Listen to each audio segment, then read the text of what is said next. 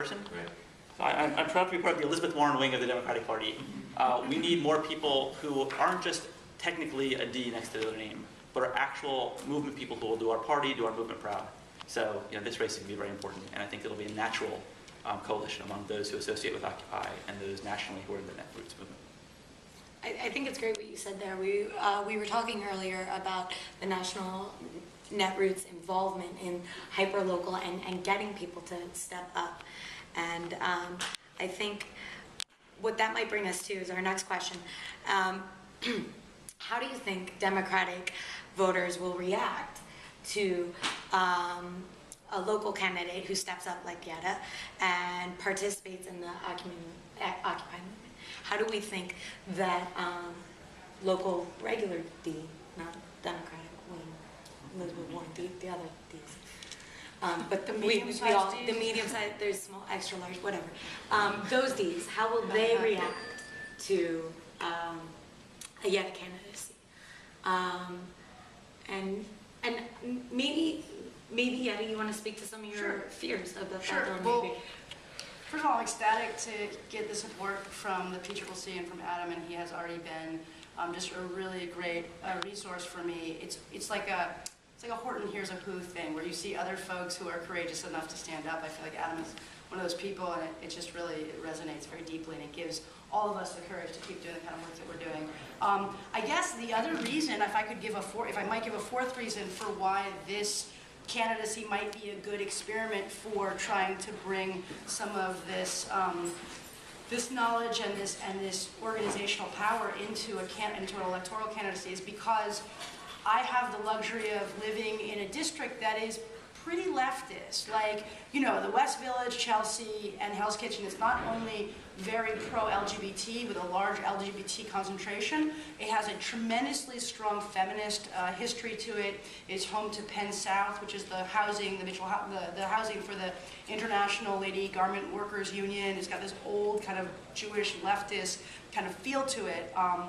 So I have the luxury of being able to resonate to a large degree with my message. So before Occupy even came along, like my messages about, I would talk in ways that weren't as nuanced as Occupy helped us to hone in on things like 99% and 1% and wealth disparity and recapturing public interest in public sector. But I would say things like getting outside of myself and giving service to others and empowering those around me, or like I said, restoring the voice of the community to City Hall. So I think that hopefully my district will be able to hear that message, but I'd be very interested to hear what the folks on this panel and frankly the people in this room would have to say about that, because I think that the devil's in the detail. I think one of the things that we're able to do, and again I want us to make this message very strong, like from OFA to Occupy, I'm interested in building community towards these progressive values in a way that recaptures public interest and restores integrity in a principle-centered way. I'm not interested in just being the next city council member. I know I'm not supposed to say that, or I just want to be a city council member. I'm interested in changing the way or empowering ourselves in the way we do government. I'd love to take a minute. Sure. Oh, okay.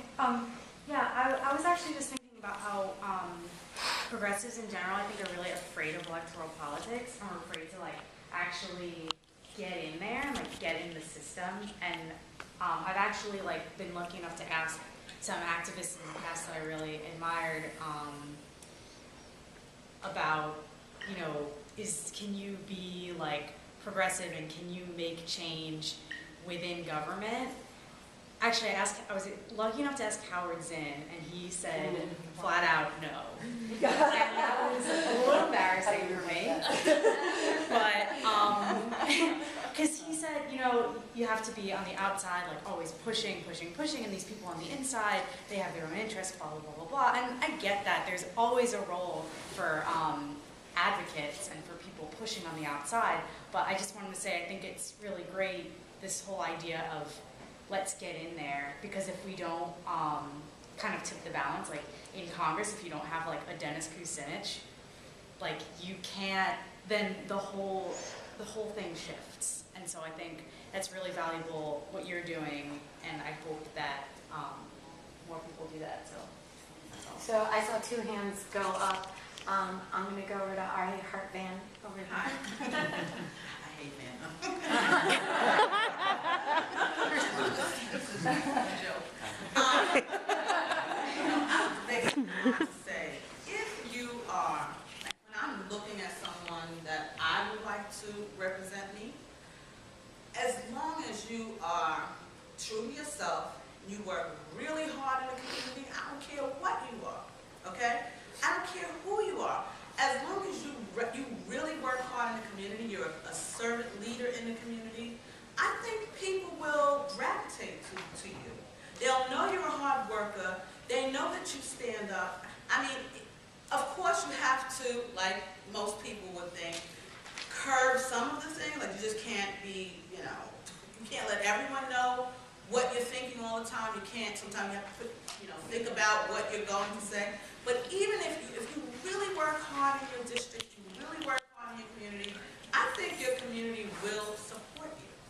And that's anybody. But you have to be a person that's true to yourself. You have to be a person that when they see you come, they know who you are. And you just can't be offensive or arrogant or rude. But if you're a hard worker, I said go for it. Anybody in this room. We've definitely talked about that. So I'm going to go Justin, there's a gentleman next to him, and then